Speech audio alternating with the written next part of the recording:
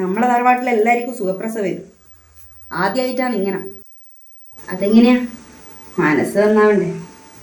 ഒരു കുട്ടീനോടുള്ള ആത്മബന്ധം വേണമെങ്കിൽ വേദന അറിഞ്ഞ് പ്രസവിക്കണ്ടേ? ഒരു പെൺകുട്ടീനെ കിട്ടാൻ ഞാൻ അത്ര ആഗ്രഹിച്ചതാ, എൻ്റെ തറവാടിനൊരു തുടർച്ച എന്നുള്ള പോലെ. അതും പോട്ടെ, അതിനെല്ലാം കൊടുക്കാനൊരു പാലുണ്ടെങ്കിൽ എന്തേനും. അതുമില്ല. അതിൻ്റെ കോലം നോക്ക്. അമ്മേ, ഒന്ന് എണീക്കാൻ പിടിക്കുവോ? എന്തിനാ എണീക്കുന്നേ? പ്രസവിച്ച പെമ്പിളർ അങ്ങനെ എണീറ്റ് നടക്കാനൊന്നും പാടില്ല. കിടന്ന കിടക്കേ തന്നെ കിടക്കണം. എനിക്ക് നടു വേദനിച്ചിട്ട് വയ്യ അമ്മേ. എന്തെന്നാങ്ങനെ? അമ്മേ, ഡോക്ടർ കുറച്ച് എണീറ്റ് നടക്കാൻ പറഞ്ഞമ്മേ. നിന്റെ പ്രസവം എടുക്കുന്ന ഡോക്ടറല്ല, ഞാനാണ്. അവരങ്ങനെ പലതും പറയും. നീ ഞാൻ പറഞ്ഞ ഞാൻ കേട്ടാ മതി. എണീറ്റ് കിടന്നിട്ട് എനിക്ക് നടുവേന വന്നിട്ടുണ്ടെങ്കിൽ ഡോക്ടർമാരുടെ കീശ തന്നെയല്ലേ പൈസ. എണീച്ചുട്ട് അപ്പം പോലെ എത്ര ഗുണു ഞാൻ നിന്റെ വന്ന് തന്നിന്.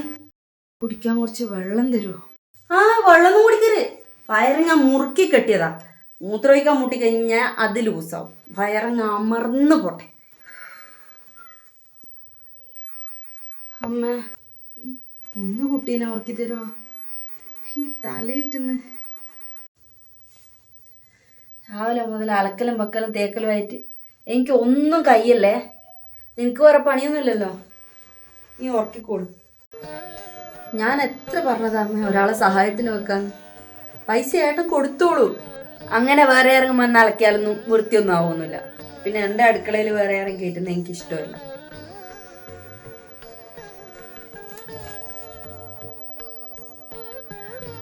അമ്മ, ഞാൻ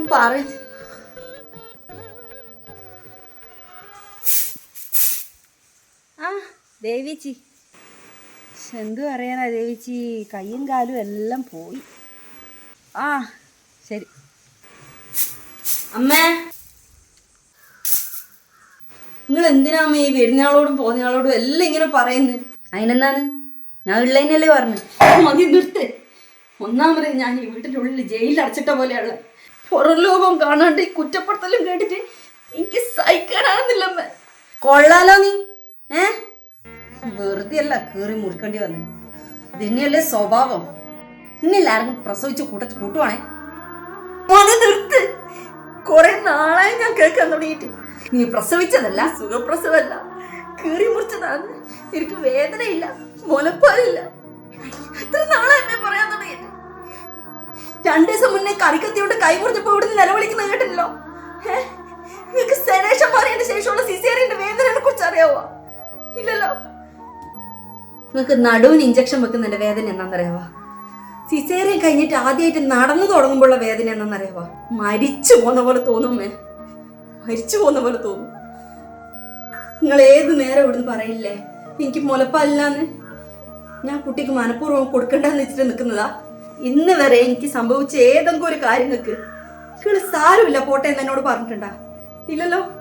കുത്തി കുത്തി വേദനിപ്പിച്ചിട്ടല്ലേ ഉള്ളൂ. മനസമാധാനം എന്ന് പറഞ്ഞ സാധനം ഇല്ലെങ്കിലും മുലപ്പാലൊന്നും വരൂല്ല അമ്മേ. ആദ്യം ആൾക്കാർക്ക് കൊടുക്കേണ്ട കുറച്ച് മനസമാധാനം. പ്രസവം എന്ന് പറയുന്ന ഓരോ പെണ്ണും പേടി സ്വപ്നാന്ന് അവരെ ശരീരത്തിന് അനുഭവിക്കേണ്ടി വരുന്ന വേദന ആലോചിച്ചിട്ടല്ല, അവർ പിന്നെ മാനസികമായിട്ട് അനുഭവിക്കുന്ന വേദന ആലോചിച്ചിട്ടാ. അത് സ്വന്തം വീട്ടിൽ നിന്നാണ് ശരി, ഭർത്താവിന്റെ വീട്ടിൽ നിന്നാണ് ശരി. സിസേറിയൻ ആയിപ്പോയതോ മുലപ്പാലില്ലാണ്ടായിപ്പോയതോ ഒന്നും എൻ്റെ തെറ്റോണ്ടല്ല. വേറെ ഒന്നും വേണം. എന്നെ മനസ്സിലാക്കിയാൽ മതി. കുറച്ച് സമാധാനം തന്നാൽ മതി പ്ലീസ്.